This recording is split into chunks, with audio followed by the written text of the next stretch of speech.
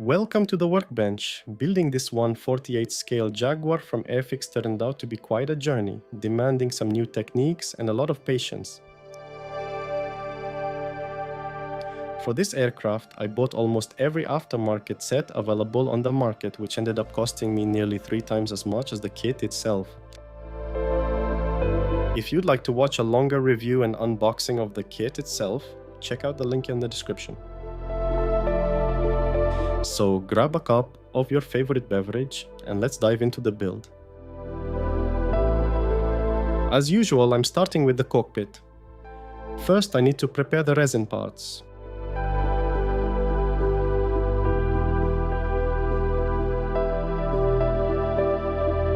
Very nice surface details. I also like that this resin is less brittle, which means there is less chance of breaking the smaller parts.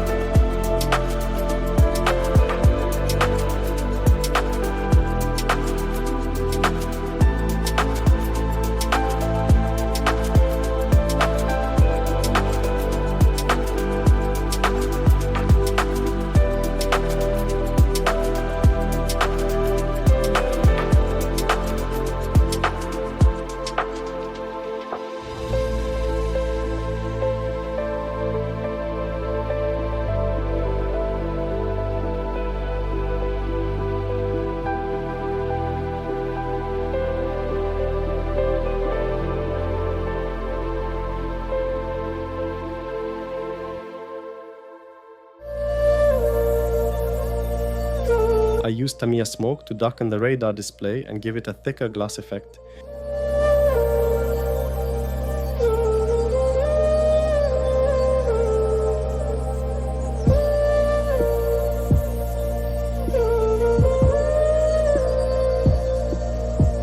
Starting to paint the ejection seat, I used black primer as a base coat and Atom olive drab and natto green for the cushions and straps.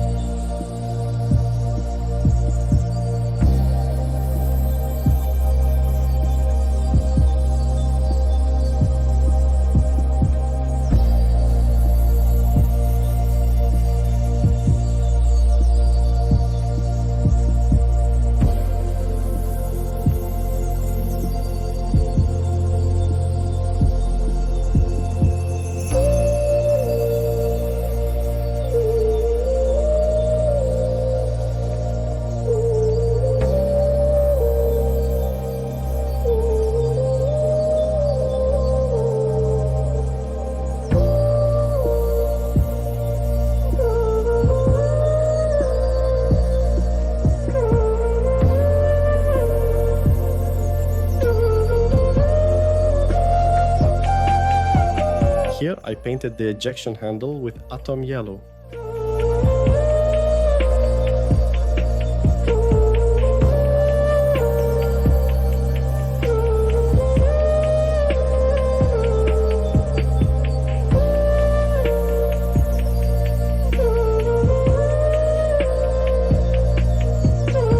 To paint the metallic details, I used Vallejo Game Color Silver and Chainmail.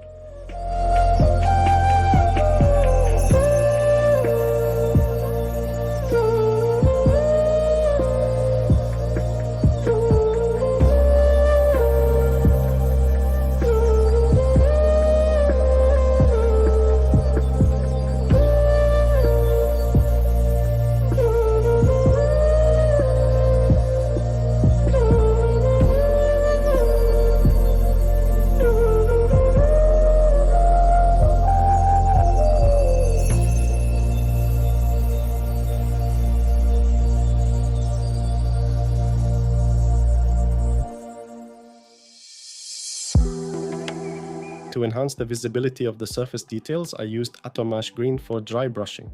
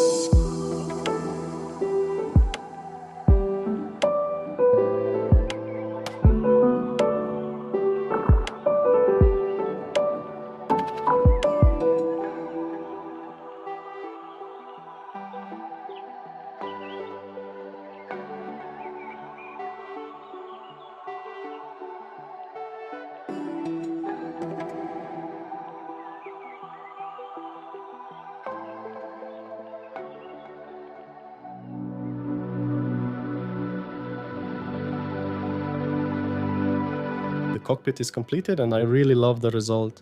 I hope these fine details will still be visible once installed.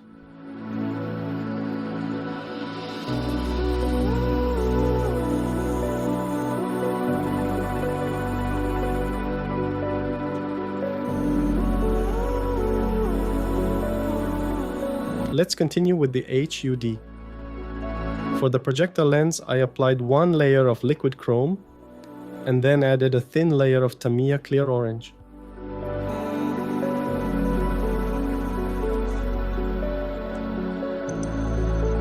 Eduard also provides a thin clear film to imitate the two HUD combiner glasses.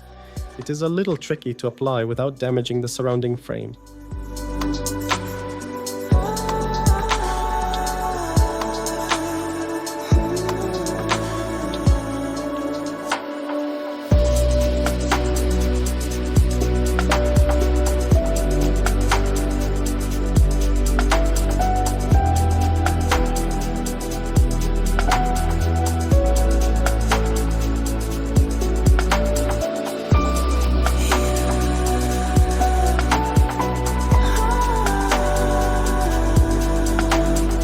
Finally, I can glue the cockpit into the front section of the fuselage.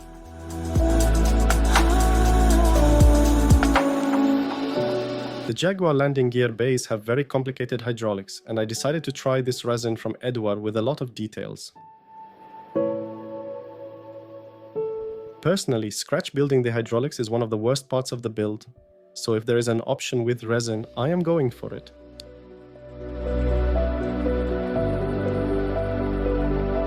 The resin itself is a little bit tenacious, which is good for smaller details which could be very brittle.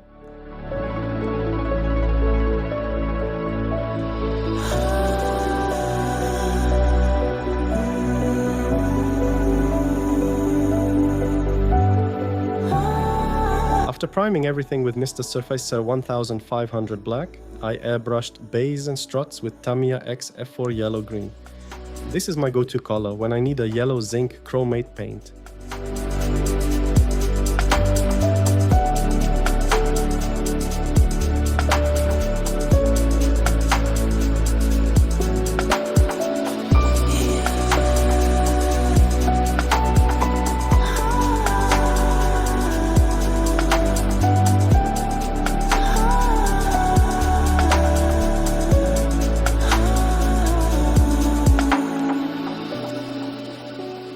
And the fun part begins. I highly suggest having a reference board with detailed photos. I used a photo reference book, but you can just follow my photos. I start with black elements. Paint of choice is 8-tone matte black.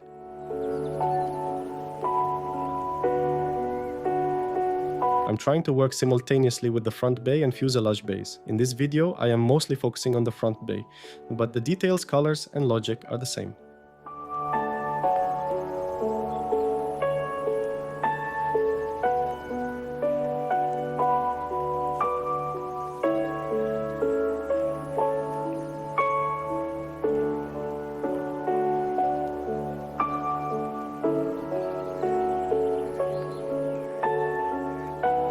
Next, I will paint some thick electrical cables which have a dirty grey color on the references. For those I chose an Atom Seal, grey and dark green mix.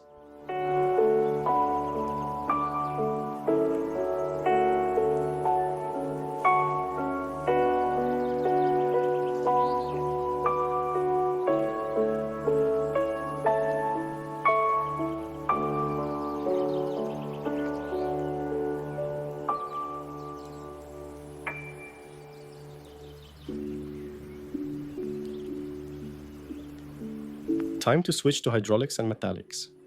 I tried 3 different paints: metal color from Vallejo, metallics from Atom, and game color metallics range from Vallejo. The most believable metal effect was with game color silver from Vallejo.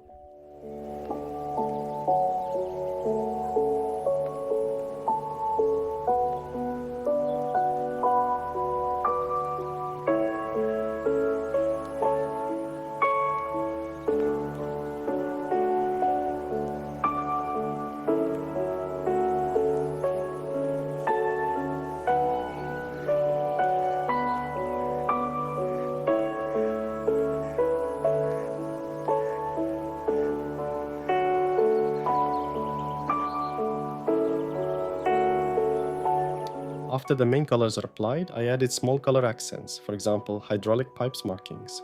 Those small touches really enhance the feeling of scale.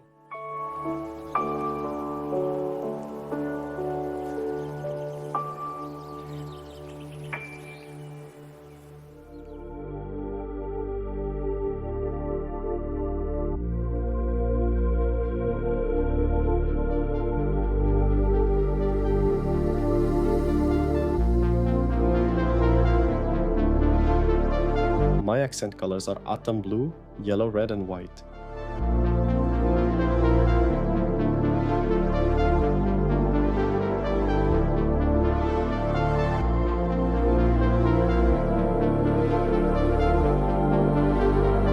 Let's fast forward the main landing gear bay painting.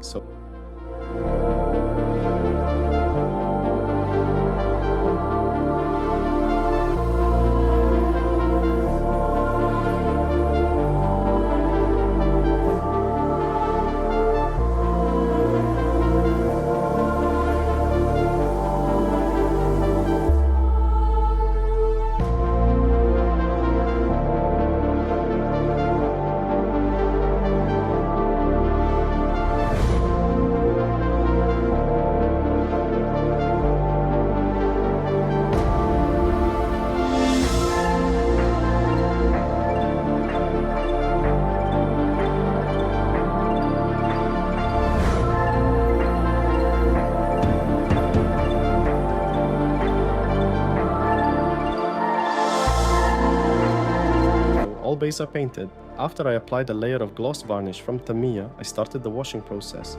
I have mixed dark brown and black panel liners from Tamiya to achieve a quite dark but still brownish coloring.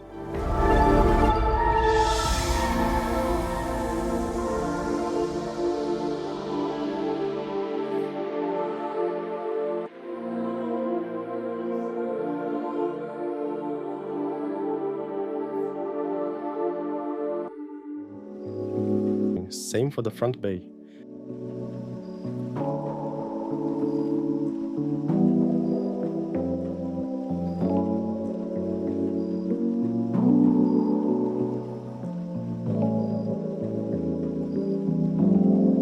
After waiting half an hour, I started to erase the wash. Here I am using cotton buds, which are used for microelectronics. They are very thin and tight. Just dip it into the Tamiya X20 thinner, squeeze excess with a napkin, and you're good to go.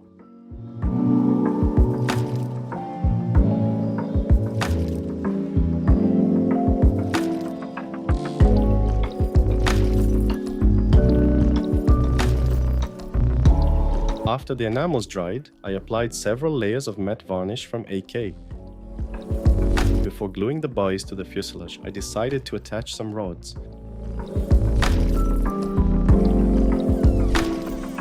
The connection between the front landing gear bay and the cockpit capsule is quite nice. You will want to sand a little only when attaching this sub-assembly to the fuselage.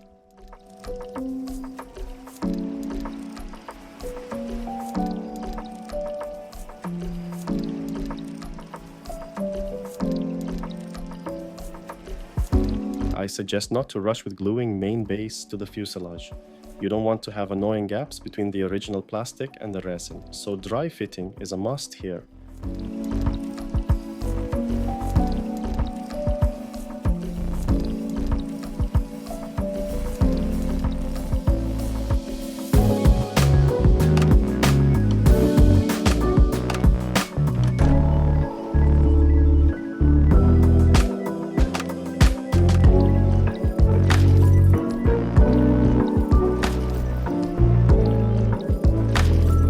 This concludes working with the base. There will be a last iteration of the weathering, but I'll show it later in this video.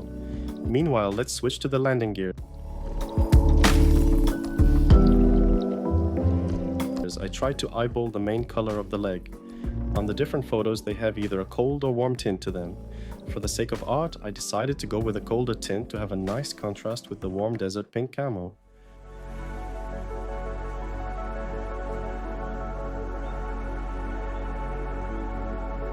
The color palette for the small elements is the same: black, silver, gray, and bright colors to make small accents.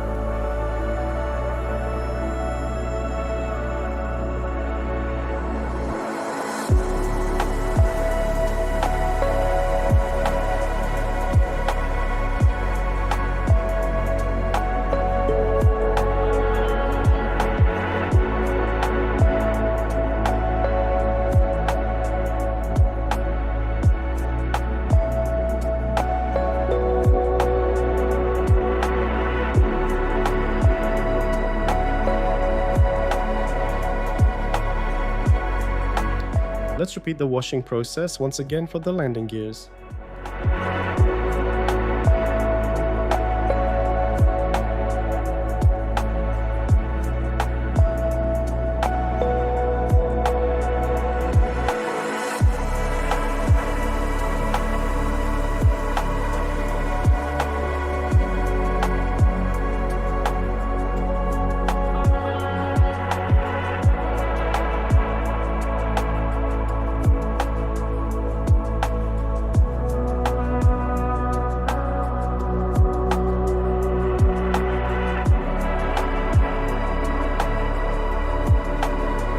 Here I also decided to attach additional rods.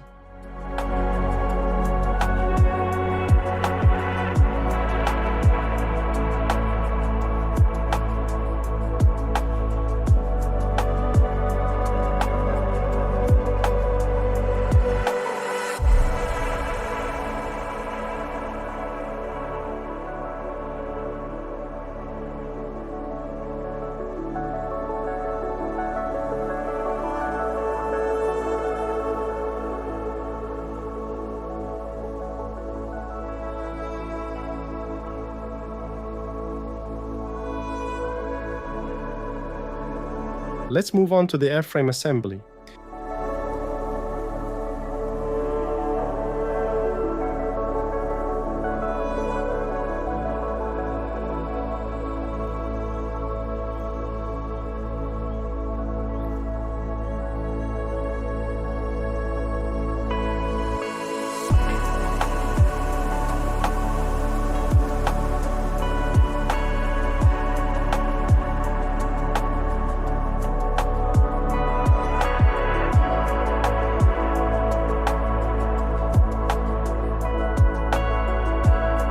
For the version I chose to build, I need to drill some additional holes in the rear fuselage.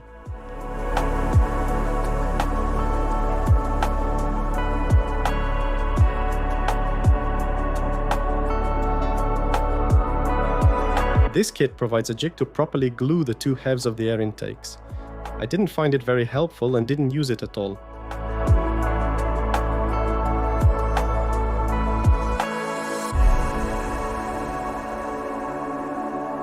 I just dry fitted them together and applied cement.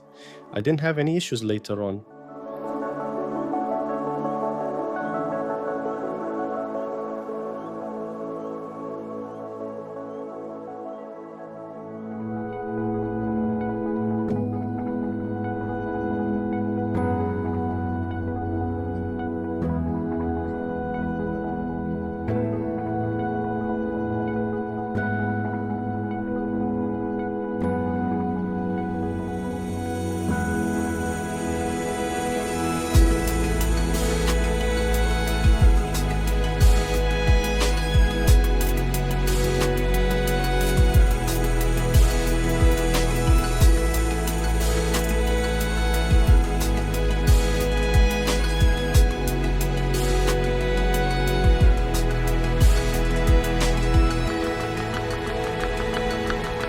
After installing the inner part of the tail fin, I needed to rescribe several panel lines.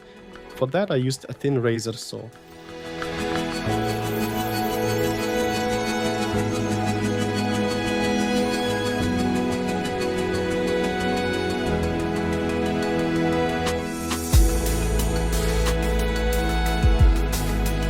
At this stage, I wanted to check whether the gun port would be visible from the outside. Yes, it will be, but the kit part is just solid plastic. So I drilled a hole to imitate the gun barrel.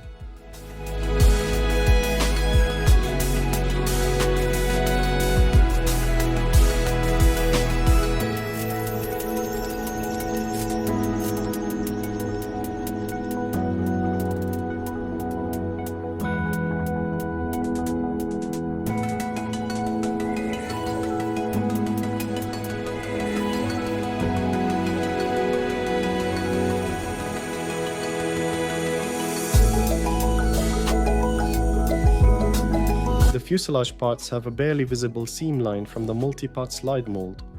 Airfix has done a great job hiding it as a structural line, but I decided to sand it nevertheless.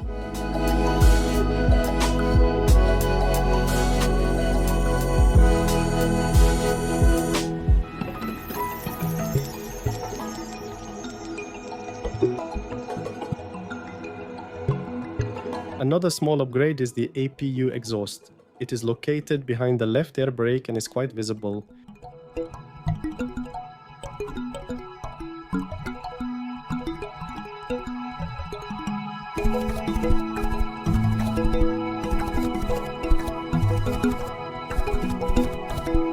I drilled a deep hole to create a sense of depth inside.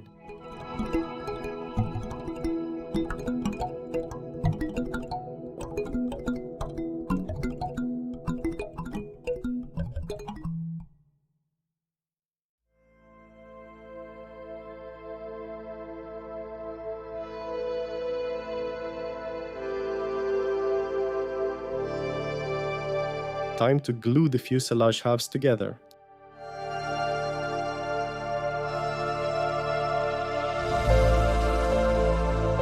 I'm using flexible super glue, which works also as a filler.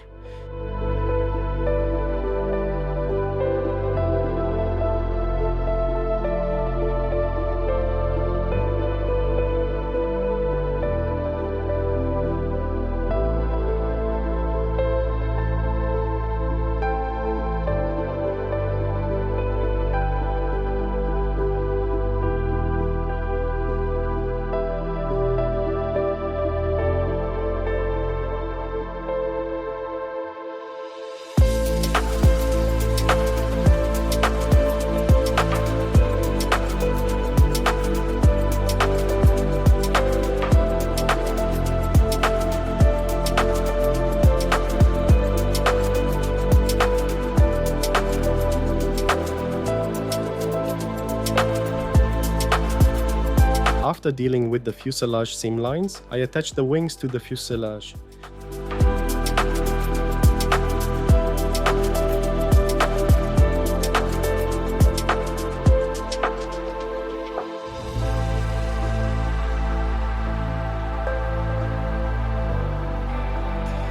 The Airfix instructions do not tell you to add nose weight, so I am mentioning it here. I used fishing weights secured with ammo by MIG Ultra Glue.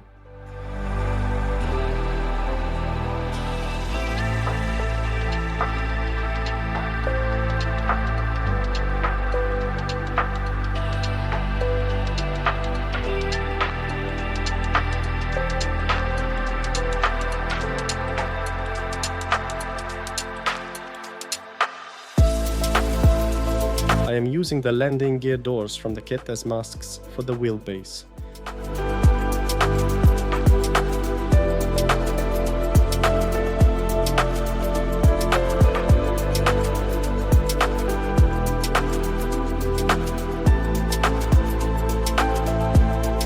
Let's deal with the seam between the wing parts and the fuselage. For this I am using white acrylic putty from Vallejo.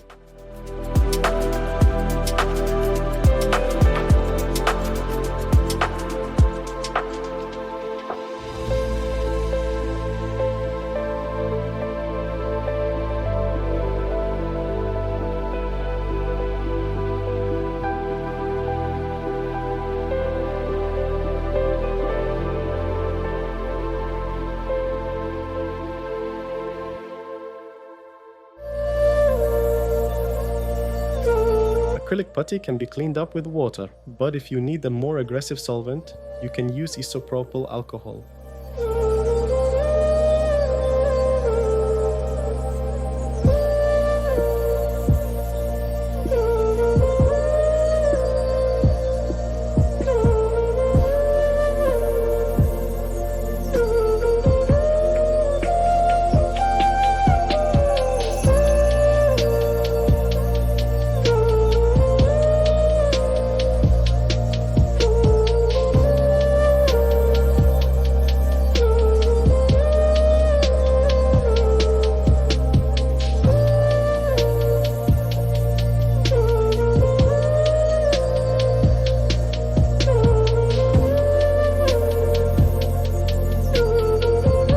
After sanding the nose seam line, I used the same approach as earlier to rescribe the panel lines.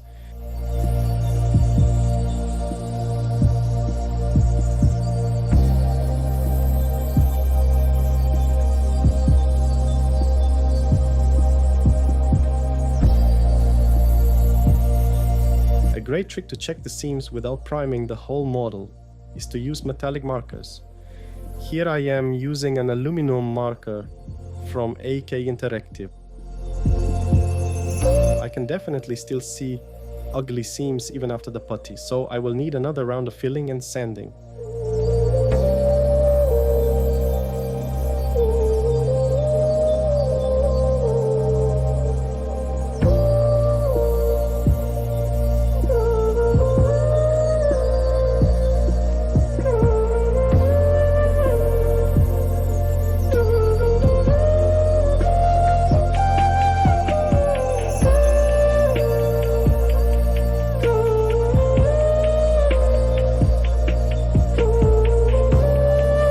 Another weird detail of the kit, the laser ranger, which is a significant feature of the famous chisel nose, is completely absent.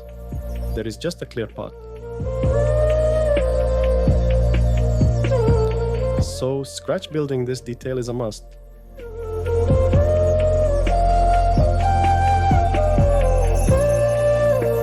Don't forget to always wear safety glasses when working with a rotary tool.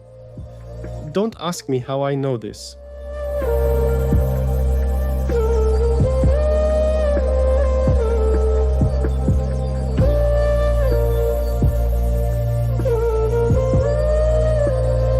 Here I am using a spherical burr to achieve a concave surface.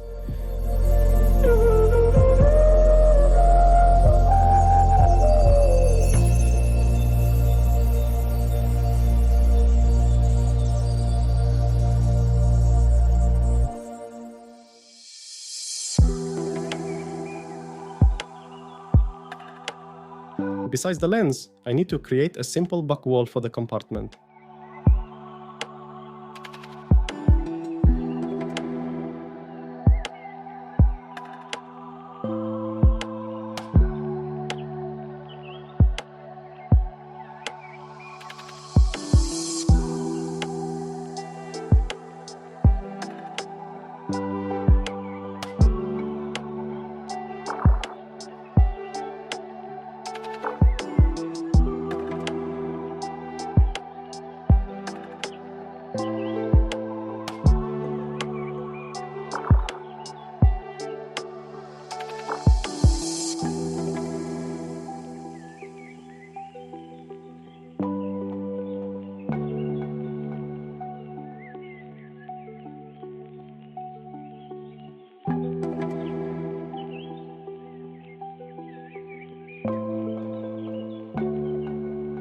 Now it looks much better.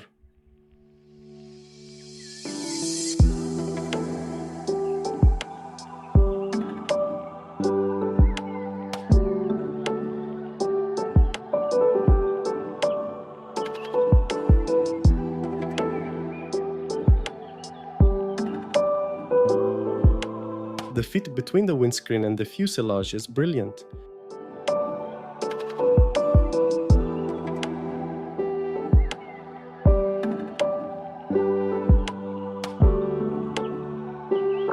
The canopy glass quality is pretty good, and there is no mold seam line. Here I use Tamiya finishing compound just to add some shine.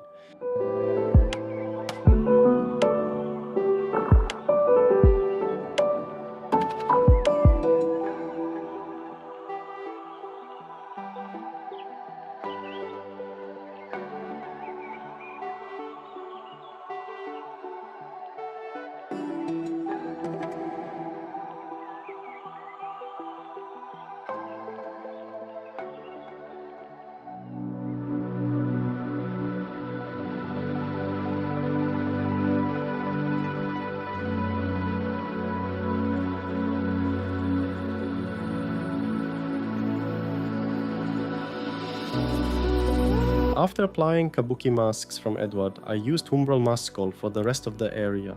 Be careful not to leave bubbles, as they can become small holes in the mask later. Again, don't ask me how I know this.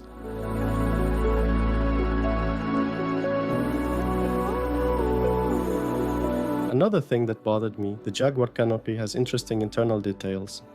I wanted to display the plane with an open canopy, so I decided to design, 3D print and add an inner frame with all the details.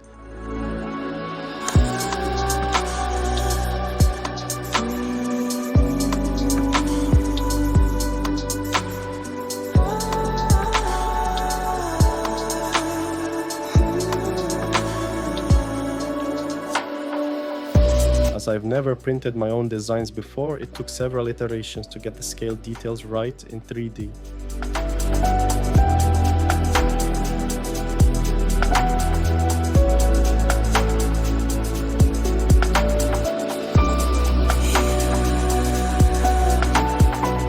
To connect the frame and the glass, I am using Crystal Magic Glue from AK. It doesn't dry too fast, which leaves room to tweak the position of the parts.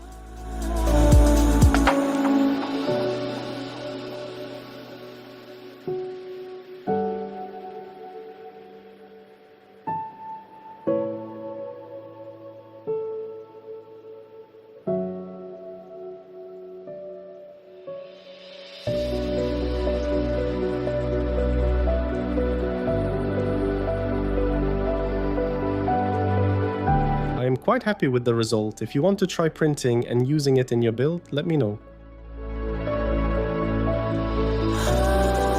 Let's switch to the ordnance. The details on the kit's bombs, missiles and gun pods are very basic. But for the pylons, I don't have any concerns. The locking mechanism details are nicely molded onto the plastic.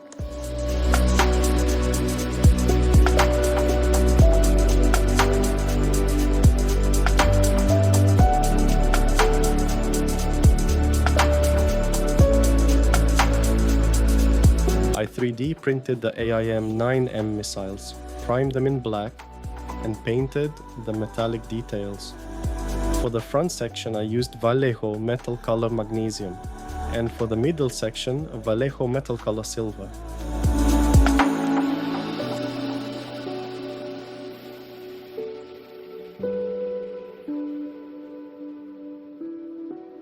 In most reference photos I saw heavily weathered fuel drop tanks. The temporary desert pink coating chipped easily and drop tanks were moved around a lot on the airfield. I applied Mr. Hobby Dark Green using the sponge chipping method.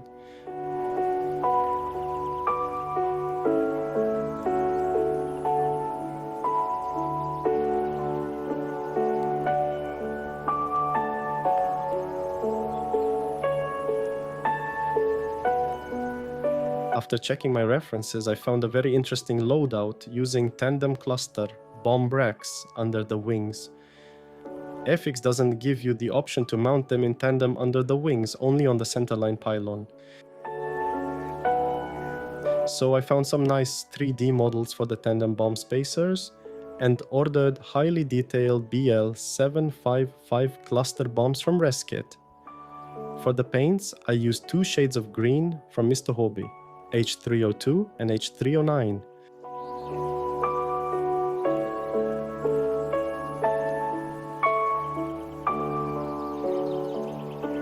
Also, while searching for the pylons, I found a nice 3D model of the boarding ladder, so I decided to add it to the build as well.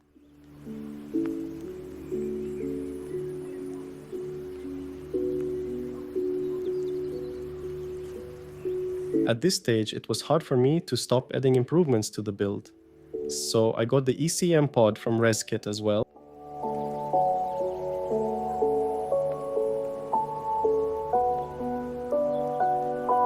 The pod itself has very small details that need to be painted silver and black, so I brought out the heavy artillery, digital calipers to cut precise masks for it.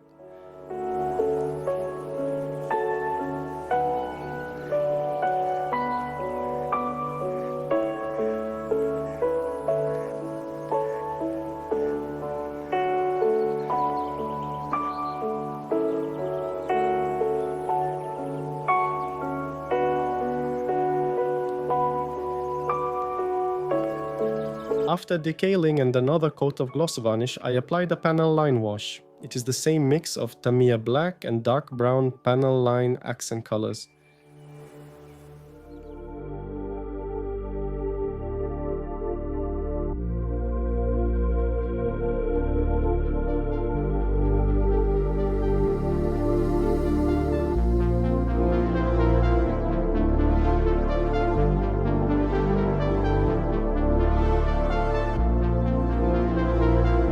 And the final touch.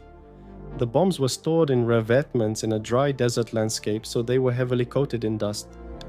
I used a custom mix of AK light dust and dust effects weathering enamels.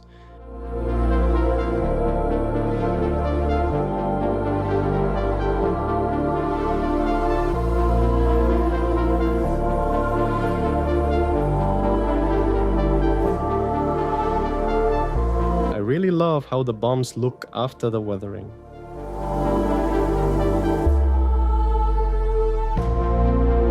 Let's look a little on the exhaust nozzles from Edward. They have quite nice details. The pity is they will not be seen 95% of the time.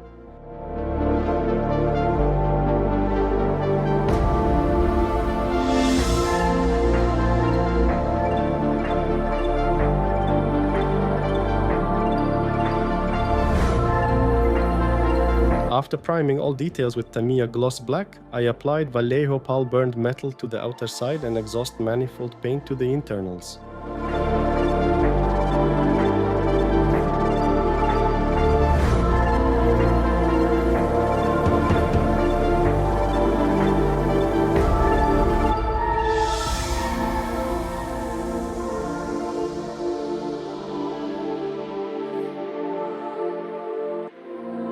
Let's combine all the details together.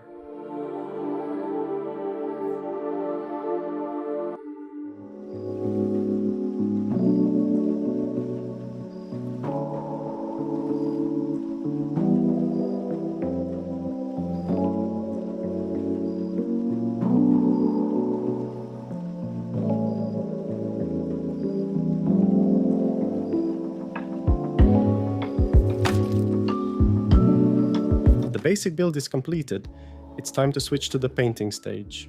Before starting to paint, I cleaned the model with IPA as usual.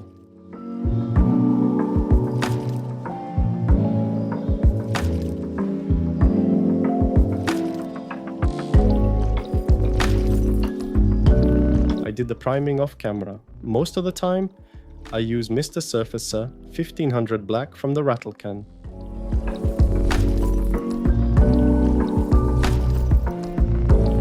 Now the pre-shading starts. I am using an Iwata 0.18mm airbrush with Tamiya flat white. The goal is to achieve tonal variation for the undershade. Let's fast forward this part.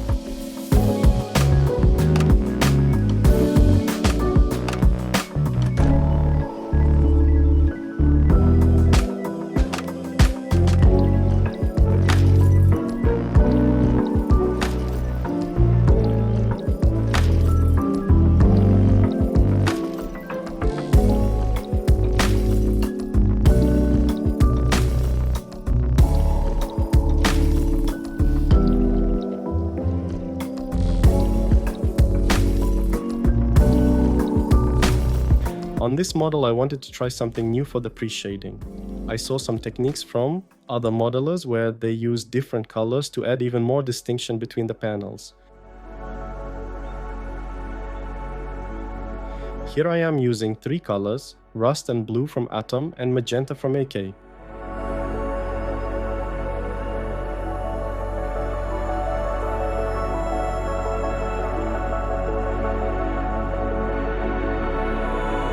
Time to apply the actual paint. There are a lot of discussions online about this particular desert pink. This shade can vary from plane to plane, and it also highly depends on the level of weathering. I tried 5 different shades from my stash, and it appears to me that the closest one to the reference photos is US Desert Tan from the Atom line. And of course, after post shading and weathering, it will look even more different. The next step is post-shading. For this I used highly diluted Vallejo sepia ink. Here it can look a little bit aggressive, but I will blend everything together during the next steps.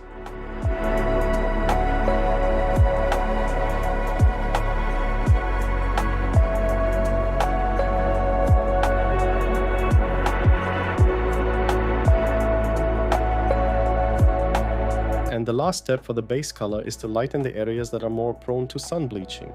I used the same US Desert Tan with a few added drops of white.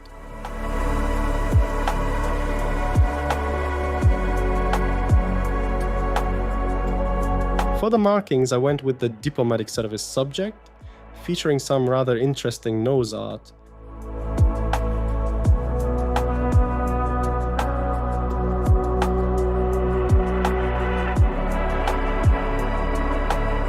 To wick away the excess moisture from the decal, I used lint-free wipes. You can get them on Amazon.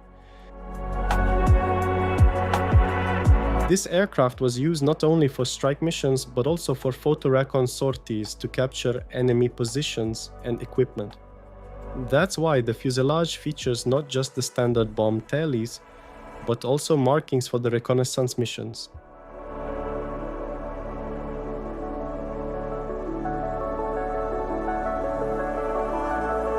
Due to the temporary desert pink camouflage being applied, most of the stencils were simply painted over.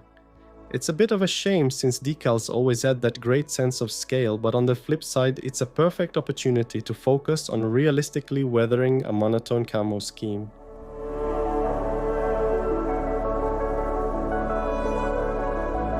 Now it's time to put on the hobby glasses and switch to chipping. Since this was a temporary camouflage, it wore off quite quickly and easily. revealing the standard Jaguar dark sea grey and dark green scheme underneath.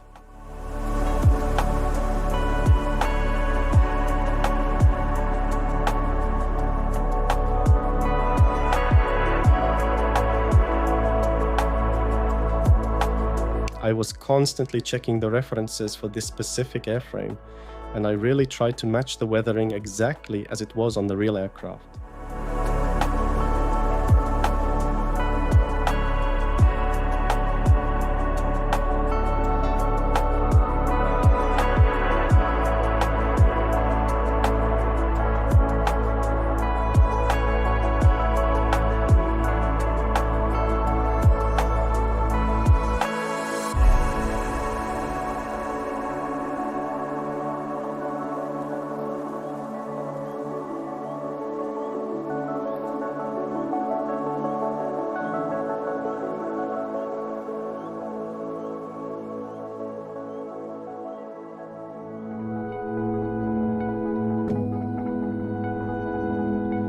In most of the references I checked, the leading edges of the pylons were heavily worn down to the original color. I used the sponge chipping method here to replicate this damage.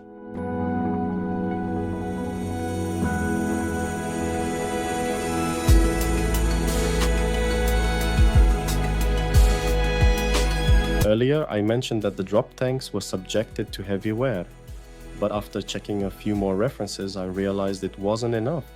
So at this stage, I tried to push it even further.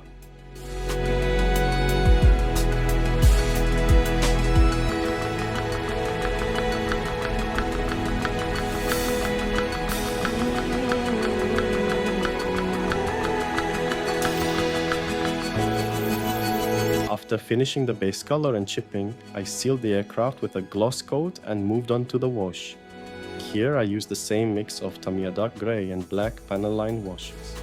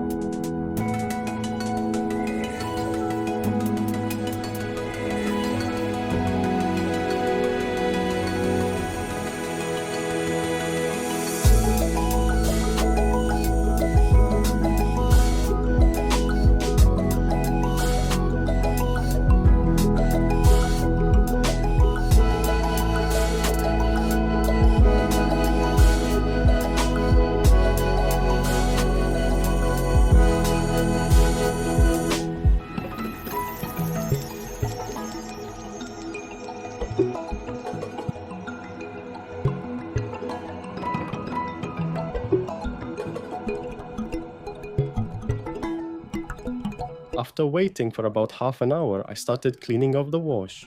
I used the same lint-free wipes lightly dampened with thinner.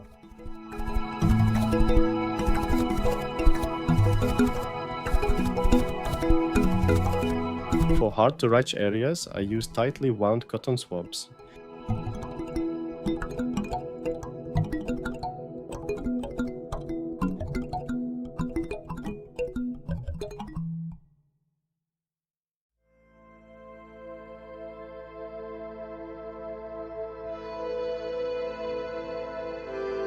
After finishing the wash, I sealed the aircraft with an AK interactive flat coat to prepare it for weathering with oils.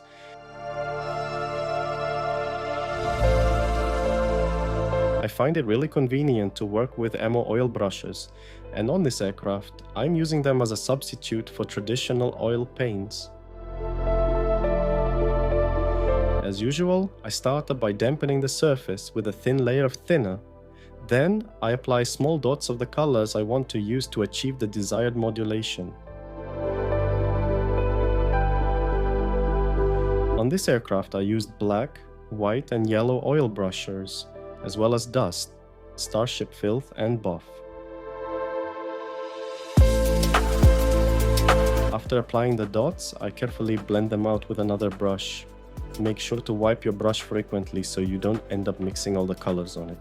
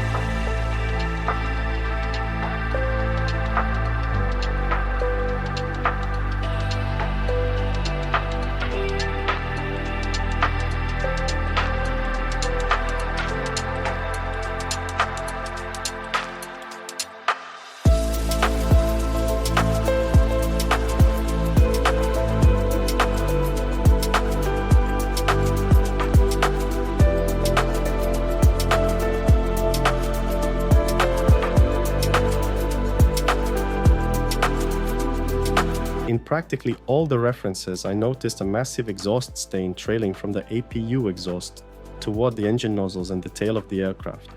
So I decided to replicate it more aggressively and in greater detail. For this, I used a mix of black and Starship filth.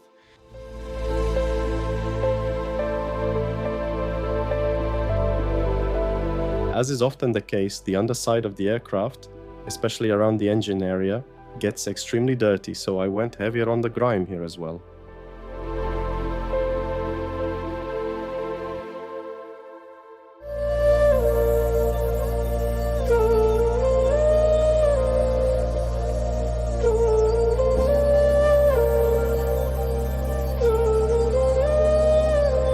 To get that perfect weathering effect, I decided to cement the leading edge slats and trailing edge flaps right onto the main wing assembly.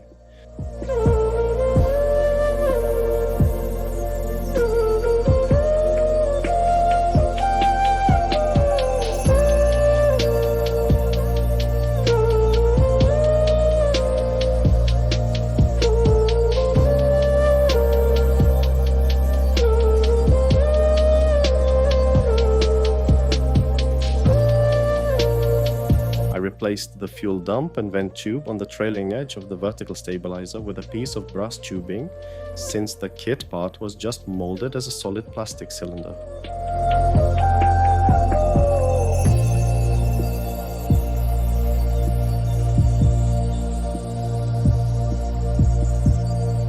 Another neat little detail. Since I'm building this bird with the slats deployed, I wanted to show that the paint on the upper wing surface hidden beneath them is less sun-faded compared to the rest of the airframe.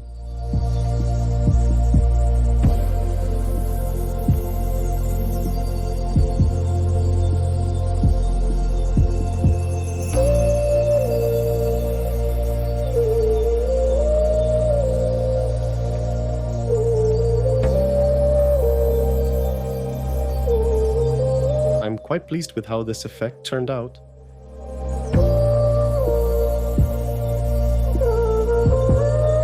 Alright, it's time to crack open the time capsule. Or, in our case, peel the masking off the wheel wells.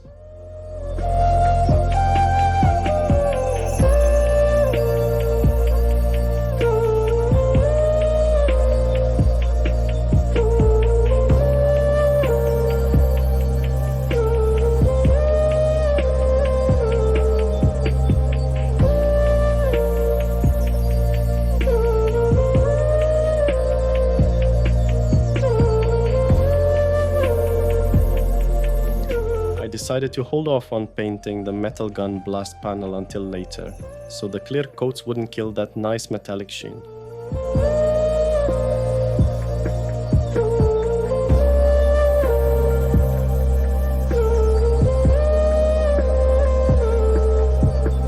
Same story for the heat shields behind the engine exhausts.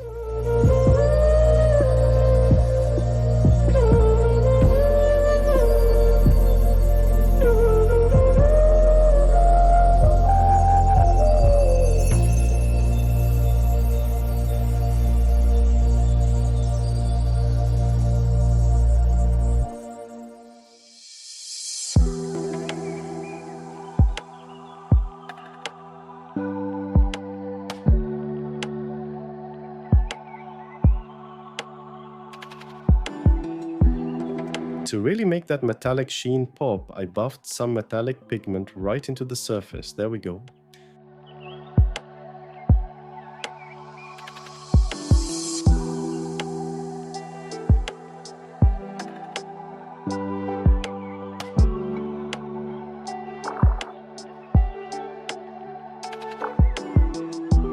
My go-to method for adding those multicolored heat stains on bare metal is using the Tamiya weathering master sets.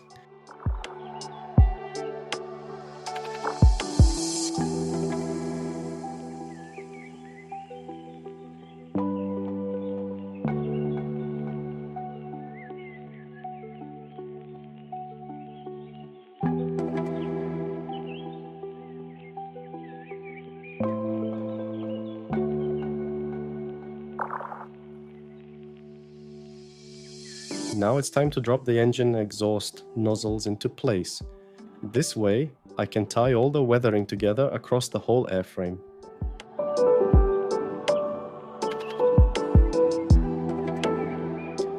Towards the end of the build, the guys from Gachleri reached out and offered me to test some of their products. Since the majority of the painting was already finished, I decided to test them out during the final detailing stage. Here you can see me using yellow and red paint from Kaleido Colorworks on the remove before flight pieces and FOD covers.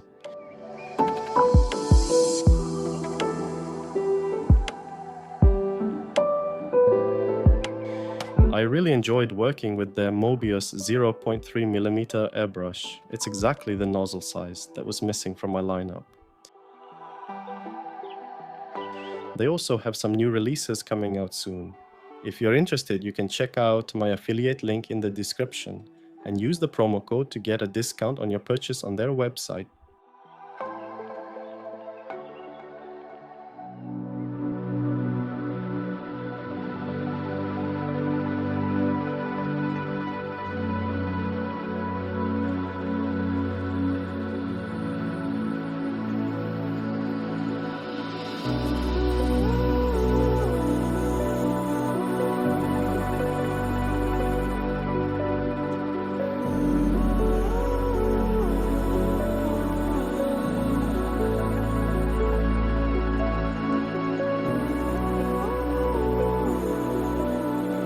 Let's complete the assembly starting with nose landing gear.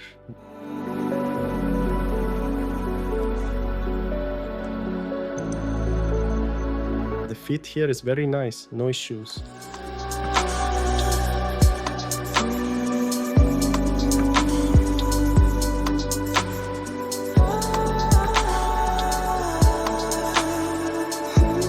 After removing spare doors, you can see borders without paint. I used Tamiya XF4 yellow-green to paint them. Tamiya is not great paint for brushes, but with these smaller borders it is fine. I had pretty rough time with main landing gear's installment. The instruction indicates that you need to install legs before gluing the base into the fuselage. But in this case, they will always disturb you while painting and weathering.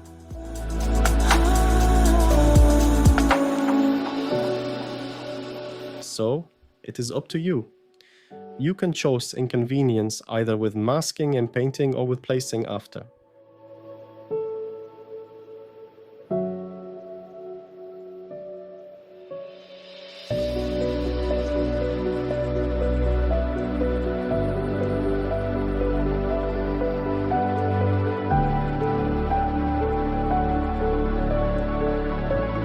Finally, landing gear sits in place and I can switch to rods and doors.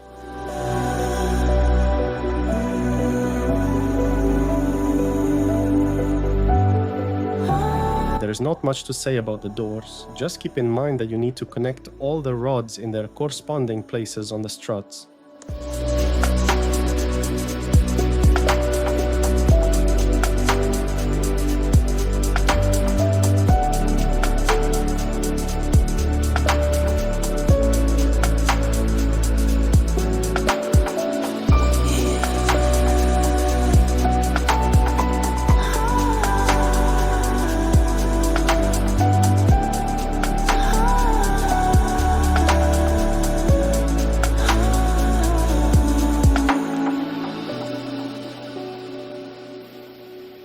With the landing gear assembled and the wheels glued in place, the aircraft finally takes on its highly recognizable look.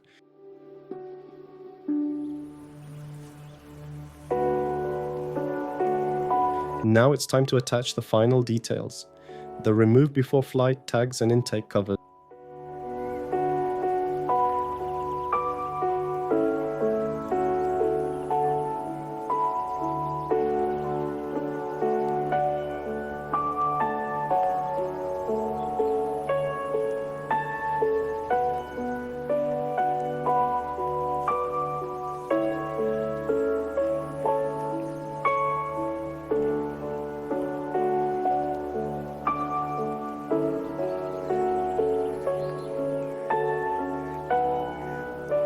The second time capsule. I carefully detach the canopy.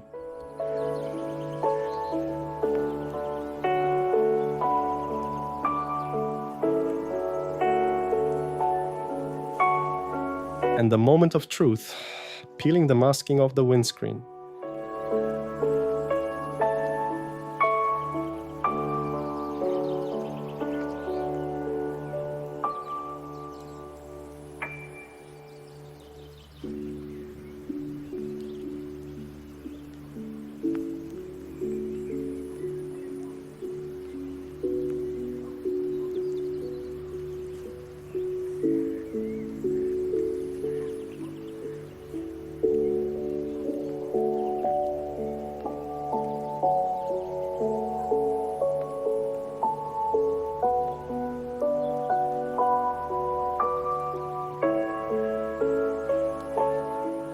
Everything went pretty smoothly.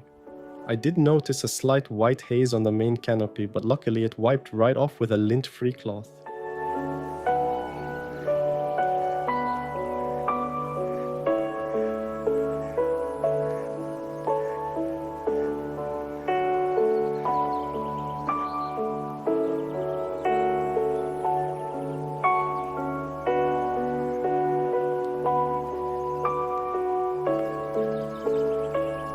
To finish up the cockpit, I secured the ejection seat into place using ultra glue.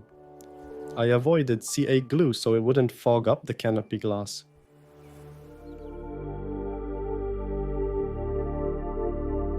Here's a look at the assembled glued-in cockpit without the main canopy. Now it's time to move on to the ordnance. I'll start off by mounting the centerline pylon and the drop tank.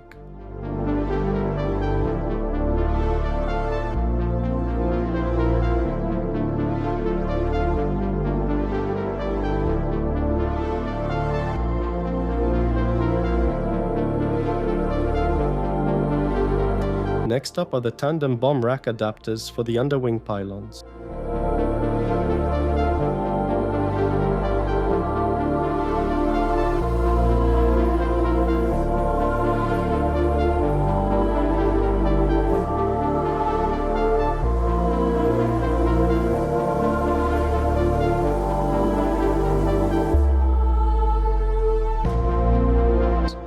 To strengthen the joint between the bombs and the pylon, I drilled small holes in the pylons, inserted tiny plastic pins, and also drilled locating holes in the bombs.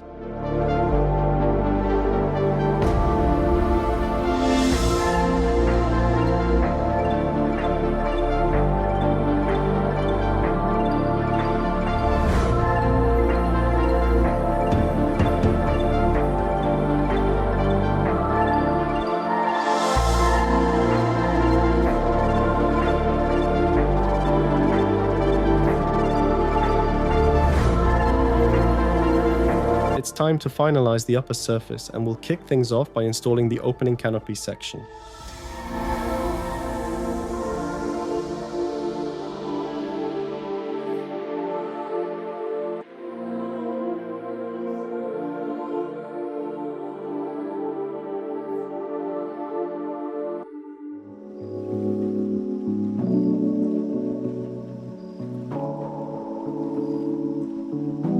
At this stage, the aircraft is essentially done, but I decided to add a bit more extra detail using remove before flight tags. To do this, I used a photo etch set from Edard along with 0.2mm lead wire.